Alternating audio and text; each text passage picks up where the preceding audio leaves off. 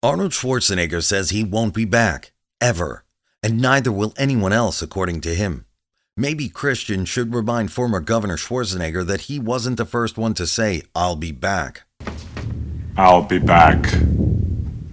In this video, we'll take a look at the controversial interview where Arnold Schwarzenegger says nothing happens after death and heaven is a fantasy.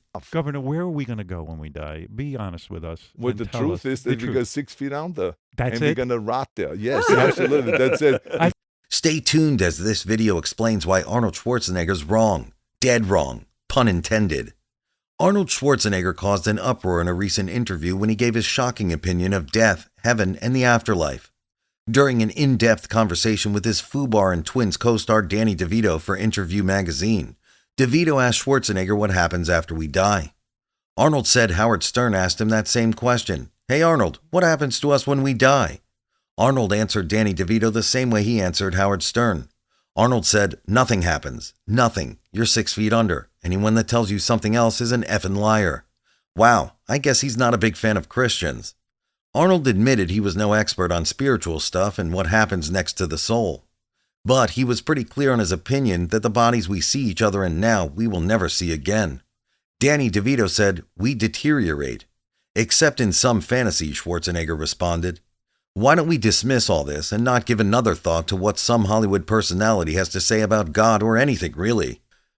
As believing Christians, let's take this opportunity for a good teaching moment. After all, how often does anyone get to say, "Here are the top 3 reasons why Arnold Schwarzenegger is wrong about heaven"? Reason number 1, because Jesus said so. Christians believe in heaven because of the promises of Christ himself.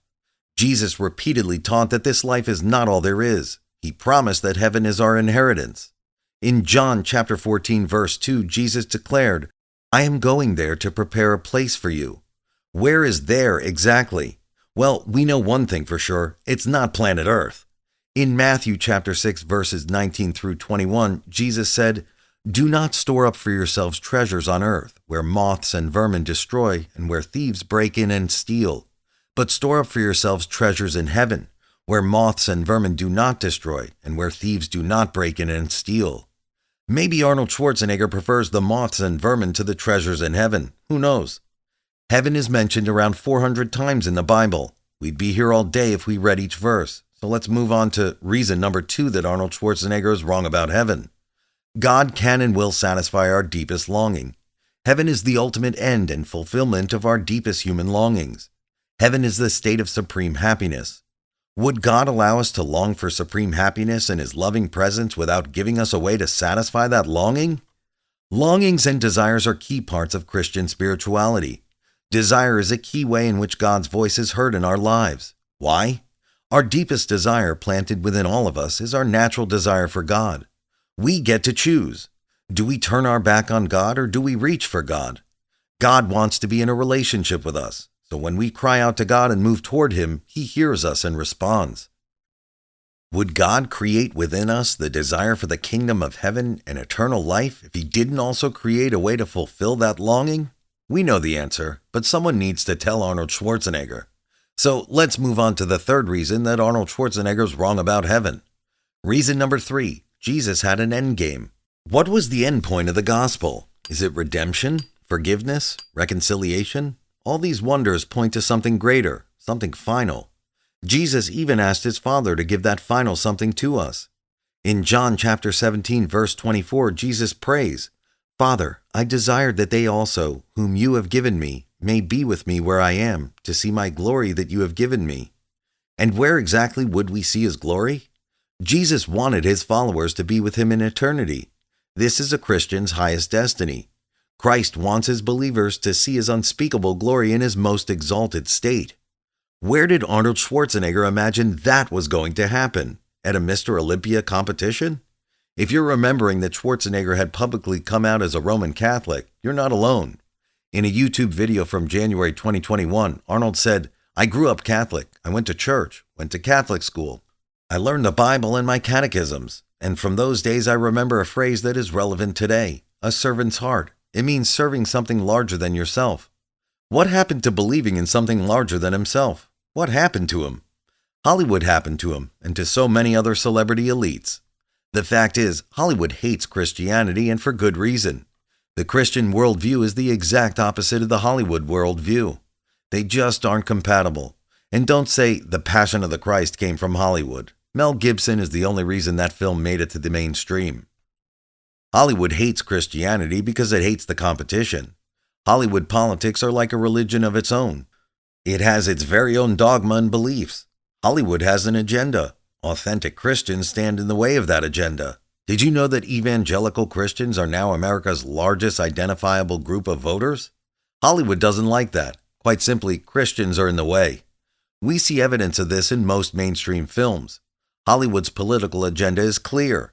They stand for abortion on demand, a contraceptive culture, erotic indoctrination masquerading as sex education, universal daycare, which is the literal nanny state, the complete societal blessing of same-sex marriage, and the deplorable hate crimes legislation that criminalizes religious speech. See it now? By making Christianity the enemy, Hollywood is advancing its agenda. Hollywood and its celebrity elites glorify premarital sex. They believe in the power of now, meaning the present moment is all there is.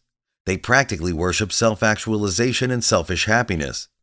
After all, according to the Hollywood agenda, our lives belong to us humans, not to some imaginary creator. They also tend to hate the United States Constitution, while Christians tend to love it. Hollywood elites talk about democracy while slamming the document that upholds it. Hollywood calls Christianity the enemy of democracy, their version of democracy. If the faithful dare speak about human rights being endowed by our Creator as our founding fathers did, you're Hollywood's enemy if you say America is a nation under God.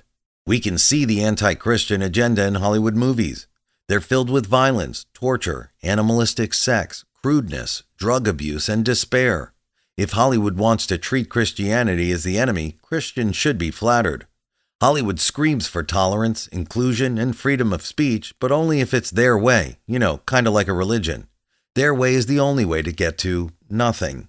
These Christian-hating Hollywood celebrities would rather believe in nothing than believe in an all-loving, all-powerful creator. They don't want God, and they don't want heaven. Maybe that's why Arnold Schwarzenegger won't believe in an afterlife. Like other confused Hollywood types, he believes his life is the only thing of value. It's not going to be like this. I'm not going to sit after we are dead. We're not going to sit here like this and do interviews and have a great time and have laughs. For Arnold, believing in the power of now means there is no power of heaven. What does Arnold Schwarzenegger say about what happens after death? Nothing, he says. You're 6 feet under.